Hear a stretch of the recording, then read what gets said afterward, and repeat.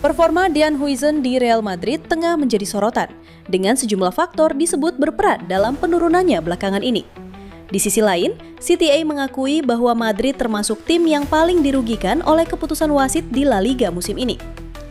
Sementara itu, minat lama Los Blancos terhadap Keith Smith kembali menguat, meski bandrol tinggi menjadi kendala.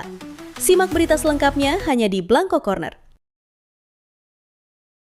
Hola Madridista, siap dapat kabar panas dari Bernabeu? Inilah Blanco Corner. Semua berita terbaru dari Real Madrid kami rangkum khusus untuk kamu. Hala Madrid.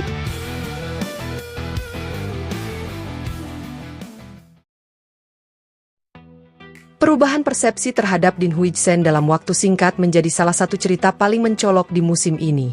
Bek muda yang didatangkan dengan status prospek elit kini justru berada di bawah sorotan tajam publik Bernabeu. Namun, kemundurannya tidak bisa disederhanakan sebagai kegagalan individu semata. Ada konteks yang lebih luas dan kompleks di balik situasi ini. Faktor paling menentukan adalah perubahan struktur permainan di bawah Xabi Alonso. Di awal musim, Real Madrid bermain dengan garis pertahanan tinggi dan pressing agresif. Dalam sistem ini, Huijsen berada di lingkungan ideal, aktif naik ke tengah, membaca permainan lebih awal, dan berkontribusi dalam build-up, semua sesuai dengan kekuatannya. Namun, seiring menurunnya intensitas pressing Madrid, tim kini lebih sering bertahan di area sendiri. Akibatnya, Huijsen dipaksa menghadapi transisi bertubi-tubi dan duel 1-lawan-1 dalam ruang besar.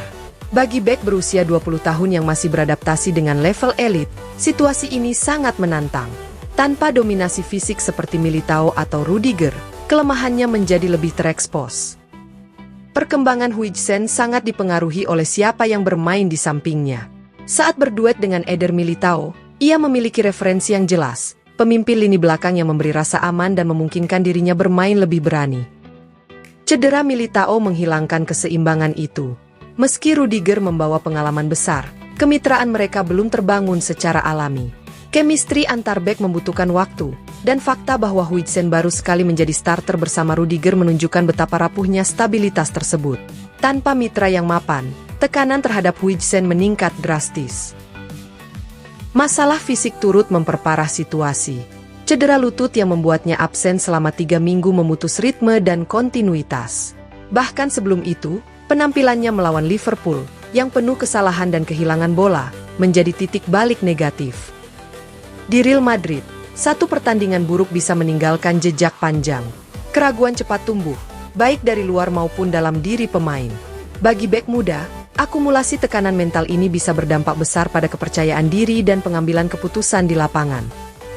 Di internal klub, ketenangan tetap terjaga. Real Madrid percaya bahwa pemain yang mampu menembus tim utama dan tim nasional di usia 20 tahun memiliki kualitas dan mentalitas yang kuat.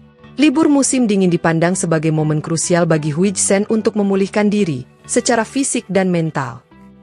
Fase sulit ini bukanlah akhir, melainkan bagian dari proses. Tantangan terbesarnya kini adalah bagaimana ia merespons tekanan, belajar dari situasi ini, dan membuktikan bahwa penurunan performa ini hanyalah jeda dalam perjalanan panjangnya di level tertinggi.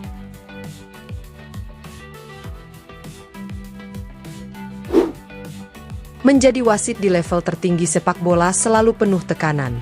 Setiap keputusan harus diambil dalam hitungan detik, di bawah sorotan jutaan pasang mata, dan seringkali menentukan hasil pertandingan. Musim ini pun tak berbeda di La Liga, di mana kontroversi perwasitan kembali menjadi sorotan tajam. Dalam upaya meningkatkan transparansi, Komite Teknis Wasit, CTA, memperkenalkan konsep waktu ulasan, sebuah ruang audiovisual khusus untuk meninjau momen-momen kontroversial dengan bantuan kamera, waktu, dan interpretasi aturan yang lebih mendalam. Dari proses tersebut, muncul pengakuan yang cukup signifikan. Menurut laporan Marca, CTA telah meninjau 51 momen kontroversial sejauh ini dan secara terbuka mengakui adanya 10 kesalahan wasit. Dari evaluasi tersebut, Real Madrid dinilai sebagai salah satu tim yang paling dirugikan oleh keputusan keliru, menjadikannya satu-satunya raksasa La Liga yang berada di sisi negatif dalam neraca kesalahan wasit musim ini. Kasus paling menonjol yang merugikan Los Blancos adalah kartu merah yang diterima Dean Huijsen saat menghadapi Real Sociedad. CTA memahami alasan VAR tidak melakukan intervensi karena situasinya dianggap abu-abu. Namun demikian, mereka menilai wasit di lapangan seharusnya hanya memberikan kartu kuning, bukan kartu merah langsung. Kesalahan ini secara resmi dicatat sebagai keputusan yang merugikan Real Madrid. Secara keseluruhan, hanya Rayo Vallecano yang lebih sering dirugikan dibanding Real Madrid. Sebaliknya, Barcelona dan Atletico Madrid justru tercatat sebagai tim yang diuntungkan, dengan masing-masing menerima 1 dan 2 keputusan keliru yang berpihak kepada mereka. Fakta ini semakin memperkuat persepsi bahwa Madrid berada dalam posisi yang kurang menguntungkan dalam hal konsistensi perwasitan. Meski demikian, CTA juga menegaskan bahwa tidak semua keputusan yang melibatkan Real Madrid salah. Salah satu keputusan yang dinilai benar adalah pembatalan keuntungan Madrid akibat handball Eric Garcia di Santiago Bernabeu. Selain itu, beberapa insiden lain dinilai tepat, termasuk keputusan membiarkan permainan berlanjut atau membatalkan situasi yang awalnya menguntungkan Los Blancos. Laporan ini menegaskan bahwa perdebatan soal wasit masih jauh dari selesai. Namun, pengakuan terbuka CTA setidaknya memberi gambaran jelas bahwa Real Madrid memang menjadi salah satu tim yang paling dirugikan oleh kesalahan perwasitan di La Liga musim ini.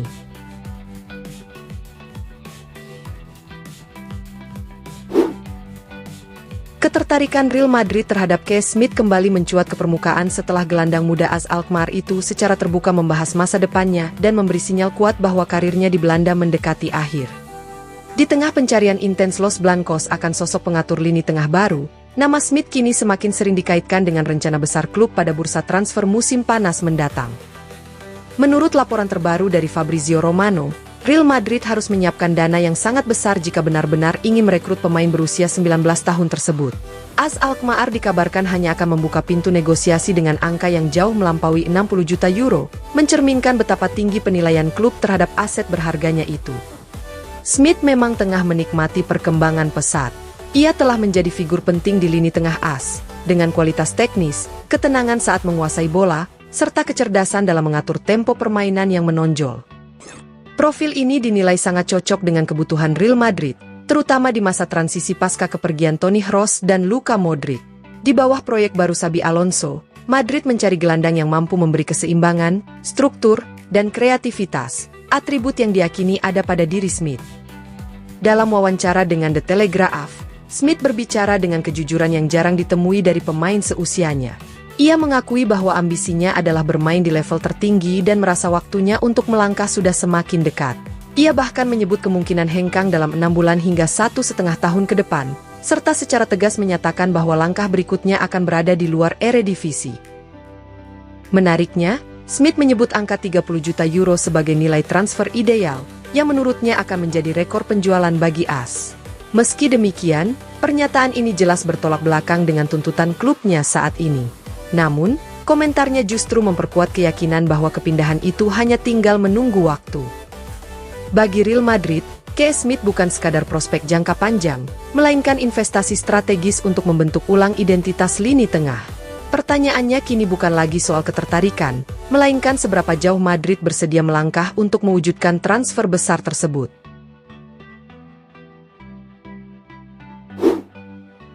Masa depan Andriy Lunin kembali menjadi sorotan setelah muncul laporan bahwa AC Milan siap merekrut kiper Real Madrid tersebut apabila Mike Maignan memutuskan angkat kaki dari San Siro. Menurut Defensa Central, Rossoneri tengah menghadapi kebuntuan serius dalam negosiasi kontrak Maignan. Proposal terakhir Milan berupa gaji 7 juta euro per musim belum juga menghasilkan kesepakatan, dan klub mulai menyiapkan rencana darurat. Dalam skenario itu, Lunin muncul sebagai kandidat utama. Meski baru memperpanjang kontraknya bersama Real Madrid hingga 2030, statusnya sebagai pelapis Thibaut Courtois membuat masa depannya tetap dipertanyakan. Milan disebut siap mengajukan tawaran di kisaran 10-15 juta euro, angka yang dianggap realistis untuk kiper yang telah berpengalaman di Liga Champions dan laga-laga besar Eropa. Namun, Real Madrid untuk saat ini bersikap tegas. Manajemen klub menegaskan tidak akan melepas pemain manapun pada bursa transfer musim dingin, kecuali peminjaman Endrick ke Olympique Lyon. Artinya, peluang Milan untuk merekrut Lunin dalam waktu dekat nyaris tertutup. Ketertarikan terhadap kiper asal Ukraina itu sebenarnya bukan hal baru. Pada bursa musim panas sebelumnya, beberapa klub Turki sempat mencoba memboyongnya, tetapi Lunin memilih bertahan di Bernabeu setelah mendapat jaminan dari klub bahwa ia tetap menjadi bagian penting proyek jangka panjang. Meski begitu, realitas di lapangan berkata lain. Menit bermainnya tetap terbatas, sementara usia emas seorang penjaga gawang perlahan mendekat. Jika situasi tidak berubah, Lunin diyakini akan mulai mengevaluasi ulang posisinya. Bermain secara reguler menjadi kebutuhan krusial bagi perkembangannya, dan tawaran dari klub sebesar AC Milan, dengan kemungkinan status sebagai kiper utama, bisa sangat menggoda. Oleh karena itu, meski pintu transfer masih tertutup saat ini, musim panas 2026 berpotensi menjadi titik balik besar dalam karir Andriy Lunin. Terima kasih sudah nonton Blanco Corner. Jangan lupa tekan like, share, dan subscribe supaya kamu gak ketinggalan semua kabar terbaru Real Madrid. Hala Madrid!